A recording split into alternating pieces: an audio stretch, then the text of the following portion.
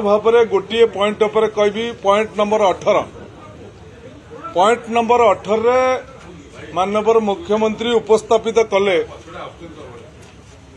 जे 2036 मसीहा सुधा ओडिशा राज्य को 500 अमेरिकीय बिलियन डॉलर अर्थनीति करेंगे। से आवश्यकता हूँ पांचटा जिनिस। कौन पांचटा जिनिस? ता तो पांचटी कोठा। पांचटी कोठा कौन?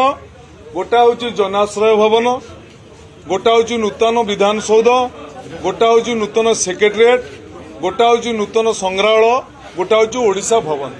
तेणु यही 500 बिलियन डॉलर अर्थनीति ओडिशा हो बजेटर लक्ष्य। एवं ऋण भार राज्यर ऋण भार मुंड पिछा 27,000 टंकार ऊर्ध्व अवस्था अच्छी एवं राज्य सरकार खोला बजार 60,000 ऊर्ध्व टंका ऋण करुछंती।